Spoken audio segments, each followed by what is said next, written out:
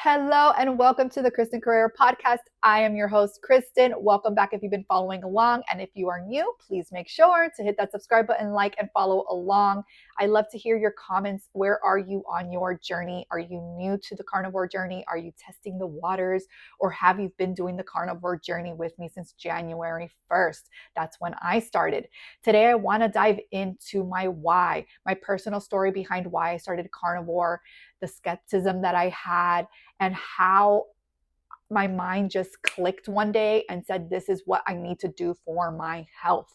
So if you've been following my journey, you know that I started this carnivore journey because I was tired of being tired. I talk about it all the time. I had depression for over 8 years after having my first baby. I was told that it was absolutely normal. I was told at first that it might be due to my thyroid issues. I later found out I had Graves' disease, and that was contributing to my depression and my anxiety. After when I got on medication for my thyroid disease and they told me that I was leveled out, I was still having anxiety. I expressed this to the doctor and he said, well, your levels are normal and therefore the anxiety is probably not due to your thyroid issues. And it just pretty much was left like that. I had inflammation in my hands. I get inflamed where I have a bulging disc in my neck, herniated disc in my low back, and I was bloated every single night. I was fatigued every single day. I mean, tired to the extent that I was falling asleep picking up the kids every day from school. I had huge brain fog where I just could not focus. I literally felt like a cloud was over my head. And it just becomes very upsetting, I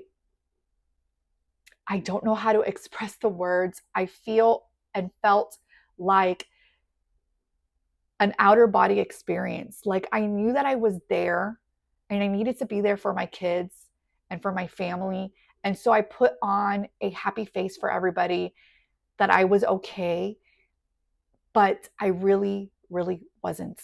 I was falling deeper into my depression. I was falling deeper into the anxiety that was taking over my life every single day. And I didn't know what to do. I was already exercising. I was grounding. I used my crystals. I tried to eat a balanced diet of what I thought was healthy, and nothing seems to take away that anguish, that feeling inside. And I didn't know how to control it. And so a few years ago, I want to say it was a few years already. I have to actually really look to see when this video came out because I talk about it, but I'm not even sure exactly when it was. But I know that it was a long time ago that my husband showed me the Joe Rogan podcast with Dr. Sean Baker. And he was talking about the carnivore diet. And I literally said these words out loud. I said, he's crazy. That diet is crazy. It's stupid. I would never do that. Like, how can somebody just eat red meat? You need your vegetables. You need your fruit. You need your balanced diet. I truly believe that a balanced diet was the way to go because I love food. And I know that you will hear a lot of carnivores out there tell you that food is fuel and it's not something that should be needed to be enjoyed. But I enjoy food. And I think that it's okay to enjoy food. I want to say that. I think that it's okay to want to enjoy food. It's part of life. It's something that we should enjoy and that we should love. But yes, it is also fuel for your body. And if, although you're enjoying it, but it's doing more harm than good, then we really need to open up our eyes and our minds into seeing why this is happening and what can we do to get better. And so I saw the podcast. I continued with my way of eating. I tried a gut protocol that eliminated grains and dairy and white carbs and added in more veggies, less red meat. That made my gut worse. And the depression and the anxiety was still there. So these things were not working. I tried other ways of fueling my body with nutrition. I've tried the working out and the exercising. I've tried the grounding, like I said. And I was falling deeper and deeper into a pit that I needed desperately to get out of for myself and for my kids. I have 3 boys, and I knew that I couldn't keep continuing this way because I needed to be there for them. And I wanted to set an example for them. And I wanted to show them that no matter how hard life can get, no matter how deep in the trenches you are, that there is a way out. And so my husband kept telling me to try keto or low carb because he had heard a lot of benefits of reducing anxiety. And I just didn't want to have such a restrictive diet. That was my mentality at the time. I, again, love food. I'm Hispanic. We cook with a lot of ingredients. We always have a side, rice and beans, maduro, yuca, our vegetables, right? So I couldn't wrap my mind around how this is possible. But I decided to finally look into carnivore. And it was mainly because my husband said in October of last year, actually, his 1-year anniversary is coming up. I am so proud of him for doing what he's doing and eating better. But he got into carnivore more so to lose some weight and to just be healthier overall, to try to eliminate a lot of the bad carbs and the sugars and all the processed junk that's out there. And so when he started in October, I decided to try to go a little bit more low carb and transition myself. And I told myself, after watching a lot of videos, when he started, I started to watch videos with him about carnivore, hear the testimonials. I watched the Dr. Sean Baker video again on Joe Rogan, and I found Dr. Paul Saladino at the time, and Dr. Anthony Shafee, and Dr. Ken Berry, and all of these doctors that were telling me that everything I knew for 40 plus years was wrong. That everything the FDA and the food industry told me and tells us is wrong. And it's really hard to wrap your head around that when you have these scientific data and testings and all these things that people are telling you, these studies of how consuming too much red meat and fat and butter and can give you a heart attack, and your cholesterol will go up and you can die. And so this is what we are told. This is what we are taught. This is what is ingrained in our brains. And so you have to take a step back and think, well, is science perfect? Are the studies perfect? No, they're not. It's constantly evolving and it's constantly changing with new scientific data that they find. Now, unfortunately, there has not been a lot of testing on carnivore diets.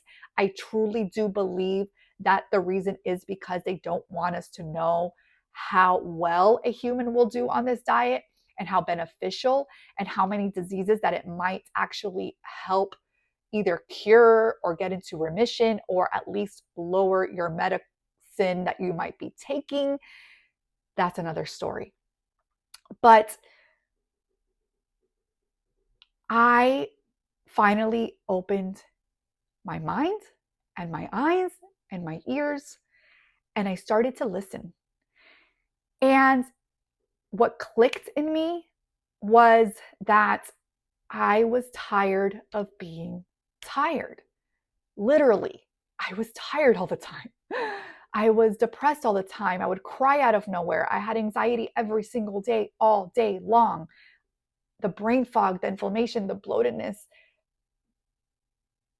I was too young. I am too young to not feel good, to have all of these things. my doctor actually told me that I was too young to have all these things, and that pretty much she was telling me that it was in my head, which that is another podcast to talk about. But unfortunately, it was not all in my head. These are facts. I literally got diagnosed with thyroid Graves' disease. I literally had anxiety and depression, and I told my gynecologist after having my kids, and I told my regular primary doctor, and I told the thyroid doctor, and they all told me that it was normal, that it was part of the hormones and having the babies. And although it may be normal to get this after having babies, it is absolutely not normal to live this way. There has to be a solution, and doctors really need to start looking more and learning and teaching when they go to medical school about nutrition. And we need more testing. So sometimes you got to take things into your own hands. And I've decided to take my life into my hands because nobody else will. The doctors don't care. They're just going to pump me with either medication or tell me that it's all in my head. And so I decided to take control of my life. And taking control was going to do this experiment, this 30-day experiment on the carnivore diet. Now, I started with a very, very small goal in mind. Keep in mind, when you make small goals, it's a little bit easier to achieve than saying, I'm going to do 100 days of carnivore. Because I will tell you right now that those first 30 days will not be easy. They were not easy for me. They may be easy for some. Some people thrive on the carnivore diet. Within a week or two, they're feeling changes. It took me 30 days to fully start feeling some type of change. And it probably took me closer to the 100 to start seeing results. So stick with it. And I knew that if I didn't do this, if I didn't do something else to try to change and fix and heal myself, my depression, my anxiety, my thyroid issues, my bloatedness, my, so on and so on, that I was just going to fall deeper into this hole. And I didn't know that if I fell deeper into this hole, how deep can you go before you can no longer dig yourself out of it? I have heard stories about depression where they couldn't dig themselves out of that hole. I have felt just an ounce of that thought in your head. Talking about it makes me emotional because I can remember that feeling of, I can understand why people give up. And it's not selfish, because that person is so deep into their depression. They're so deep in that hole that they can't see the light.